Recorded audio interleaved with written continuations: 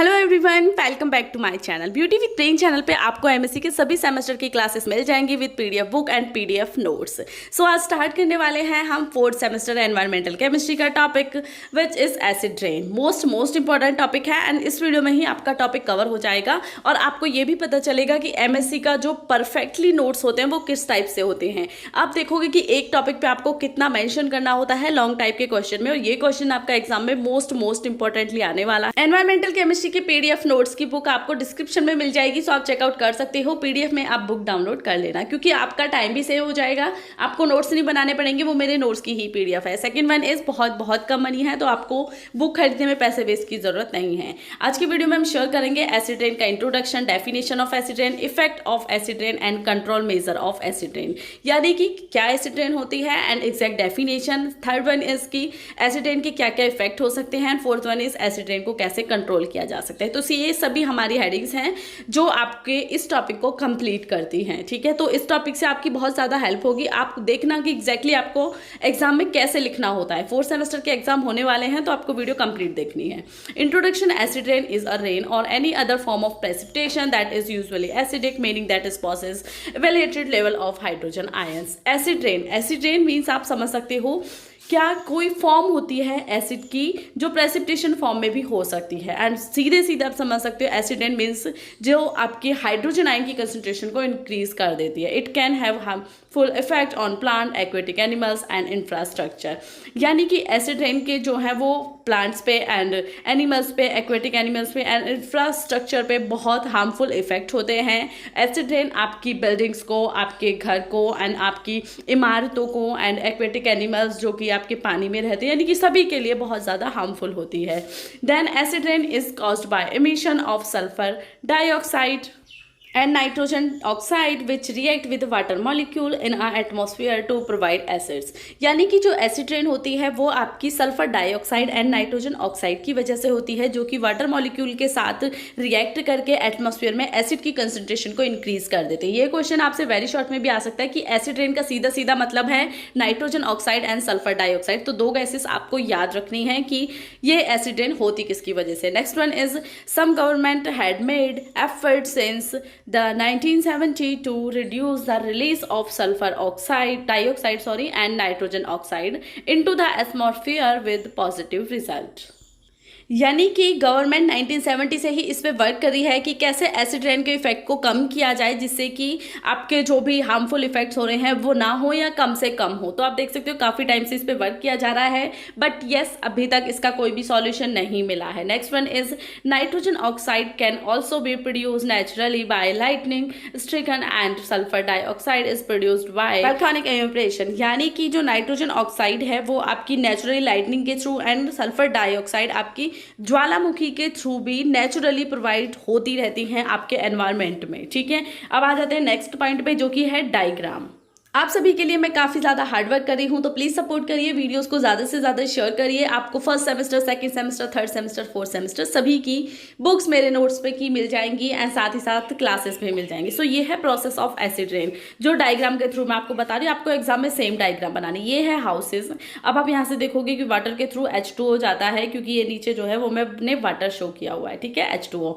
Then आपका जो houses हैं एंड जो चिमनी होते हैं या भट्टे होते हैं वहाँ से SO2 एंड NO2 जाती है, यानी कि नाइट्रोजन के ऑक्साइड एंड सल्फर डाइऑक्साइड आपके एनवायरनमेंट के थ्रू जैसे ही क्लाउड के साथ मिक्स होती है तो वो रेन के थ्रू आपकी अर्थ पे आती है, पृथ्वी पे आती है। तो ग्रीन प्लांट आप देखोगे ये ग्रीन प्लांट है, बट इधर की साइड आप देखोगे क्लाउड से वो HNO3 एंड H2SO की फॉर्म में आती है एंड आपके प्लांट्स को किल्ड कर देती है, यानी कि प्लांट सूख जाते हैं और धीरे धीरे वो बिल्कुल डैमेज हो जाते हैं। तो एसिड रेन का इफेक्ट आप देख सकते हो सभी पे होता है। Tree killed by acid rain, तो ये सिंपली डायग्राम से मैंने शो करने की कोशिश की है। आप डायग्राम का स्क्रीनशॉट ले सकते हो, अदरवाइज आप मेरी पीडीएफ बुक डाउनलोड कर लीजिए, आपको उसमें सब कुछ मिल जाएगा। ये सेम नोट्स आपको वहाँ पे मिल जाएंगे, तो आपको बिल्कुल भी टेंशन लेने की जरूरत नहीं है। आप सबके लिए मैंने वर्क किया है, मैंने नोट्स प्रोवाइड किए हैं एंड कुछ नोट्स ये सभी मैंने अभी लिखे हैं आप सभी के लिए। Then acid rain has been shown to have adverse impact on forest, fresh water and soil, killing insect and aquatic life forms. So जैसा मैंने बताया कि फॉरेस्ट पे, फ्रेश वाटर पे एंड सॉइल पे एंड इंसेक्ट को क्लिक करती है एंड एक्वेटिक लाइफ पे एसिड रेन के बहुत अच्छे इफेक्ट होते हैं। बहुत अच्छे मीन्स बहुत ज़्यादा इफेक्ट होते हैं। अब आ जाते हैं एग्जैक्ट डेफिनेशन पे, आप एसिड रेन को कैसे कैसे डिस्क्राइब करोगे। एमएससी में अगर 10 मार्क्स का क्वेश्चन आता है तो उसमें आपको हर एक चीज़ को प्रॉपर तरीके से देना होता है। वो था जनरल इंट्रोडक्शन, है ना, बट अब डेफिनेशन में आपको एग्जैक्टली करना है। Acid rain is a popular term referring to a deposition of a mixture from a wet or a rain and a dry acidic component. यानी कि जो एसिड रेन है आपकी, उसे आप किसी भी फॉर्म में रेफर करके समझ सकते हो, लाइक जो कि वेट फॉर्म में भी हो सकती है और रेन की फॉर्म में भी हो सकती है, जो आपके स्नो एंड क्लाउड वाटर किसी के थ्रू भी आपकी पृथ्वी पर, आपके अर्थ पे आके इफेक्ट कर सकती है। Then acidic and alkaline are measured using pH scale for which 7.0 is a neutral. यानी कि जो आपकी एसिडिक एंड जो एल्कलाइटिंग यानी कि बेस फॉर्म होती है, उसे हम पीएच स्केल से मेजर करते हैं। ये आपको क्लियरली पता होगा, ठीक है, क्योंकि जो 7 से कम होता है वो आपका एसिड की फॉर्म में आता है, जो 7 से ज़्यादा होता है वो आपका बेस यानी कि अल्कलाइन की फॉर्म में आता है, एंड 7 इज अ न्यूट्रल, ठीक है। तो अगर 7 pH पे बारिश होती है, रेन होती है, तो वो न्यूट्रल है, बट वो ऐसी नहीं होती। अब यहाँ पे क्वेश्चन ये बनता है वेरी शॉर्ट में कि एसिड रेन का जो स्केल होता है वो कितना होता है pH में, तो वो होता है 4.2 एंड 4.4, यानी कि इसके मिड में एसिड रेन का जो स्केल आता है वो होता है, एंड नॉर्मल रेन का जो स्केल होता है वो होता है 5.6। या आपसे अदर क्वेश्चन में भी आप देख सकते हो, नेट तक के देख सकते हो, तो उसके लिए भी मोस्ट इंपॉर्टेंट क्वेश्चन बनता है यहाँ से। तो ये पीएच स्केल है जिसमें नॉर्मली आपको पता ही है केमिस्ट्री के स्टूडेंट को कि 7 से कम एसिड की फॉर्म में आता है एंड 7 से ज़्यादा बेस की फॉर्म में। बट यहाँ आपको ध्यान देना है कि नॉर्मल रेन का पीएच कितना होता है एंड जो आपकी एसिड रेन होती है उसका पीएच कितना होता है, बस। और एक्स्ट्रा कुछ भी आपको किसी भी चीज़ पे फोकस नहीं करना है। आप कोशिश कीजिए, आप मेरी तरह जैसे मैंने इस क्वेश्चन में यूज़ किया हुआ है अलग अलग कलर पेन का, आप वो यूज़ करो तो आपकी कॉपी, आपके नोट्स बहुत ज़्यादा इंटरेस्टिंग लगते हैं। Next one is effect of acid rain, यानी कि एसिड रेन से क्या क्या हो सकता है, किन किन चीज़ों पर इफेक्ट करती है। बहुत सिंपल से टॉपिक है, बट अगर आप मेरी कंप्लीट वीडियो को देख लेते हो 9 to 10 मिनट की जितनी भी होती है, तो आपका टॉपिक कंप्लीट हो जाएगा ना, आपको क्लियरली समझ आ जाएगा, क्योंकि मैं हिंदी में भी समझाती हूँ और मेरे स्टूडेंट काफ़ी ज़्यादा हिंदी के ही हैं। First one is acid rain dissolve and washes away nutrient in the soil which are needed by plants. यानी कि जो एसिड रेन होती है वो आपकी सॉइल से न्यूट्रिएंट को रिमूव कर देती है, जिसके थ्रू जो प्लांट्स को न्यूट्रिएंट की ज़रूरत होती है वो नहीं मिल पाते हैं, आपके प्लांट्स की उसकी वजह से डेथ भी हो सकती है, तो आपके सॉइल के न्यूट्रिएंट को हटा देती है। Then it can also dissolve naturally occurring toxic substance like aluminium and mercury. तो ये क्या करती है कि आपके जो भी हानिकारक यानी कि एलिमेंट्स होते हैं, वो मर्करी एंड एल्यूमिनियम, उन्हें भी डिसॉल्व कर देती है सॉइल में, जो कि आपके प्लांट की ग्रोथ के लिए बहुत ज़्यादा हार्मफुल होते हैं, वो इनडायरेक्टली ह्यूमन लाइफ पे भी अफेक्ट करते हैं।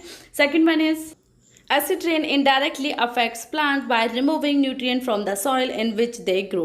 यानी कि जब सॉइल से न्यूट्रिएंट रिमूव हो जाएंगे तो क्लियरली मैंने आपको बताया कि आपके जो प्लांट की ग्रोथ है वो अफेक्ट होगी, एंड धीरे धीरे मे भी आपका प्लांट जो है वो डेड हो जाए, या उसमें न्यूट्रिएंट नहीं रहेंगे तो वो ह्यूमन लाइफ को भी इनडायरेक्टली अफेक्ट करती है। Third one is acid rain cause water of river and lakes acidic. Acid rain की वजह से जो आपकी लेक्स होती हैं, रिवर होती हैं, वो भी एसिडिक हो जाती हैं, जो this affect plants and animal life in aquatic ecosystem. यानी कि जो आपका इकोसिस्टम होता है उसे ये डायरेक्टली अफेक्ट करती है, क्योंकि जब आपके रिवर एंड जो लेक्स हैं वो एसिडिक हो जाएंगी तो जो इकोसिस्टम है वो पूरी तरह से डैमेज हो जाएगा, क्योंकि ज़्यादा एसिड में एंड ज़्यादा एल्कलाइन में किसी भी फॉर्म में जो एक्वेटिक एनिमल्स हैं वो उनकी लाइफ नहीं ग्रो कर सकती है, तो इसलिए वो डायरेक्टली या इनडायरेक्टली आप कह सकते हो आपके इकोसिस्टम को अफेक्ट करती है, जिसकी वजह से प्लांट और एनिमल की जो लाइफ है वो क्लियरली अफेक्ट होती है, डैमेज होती है।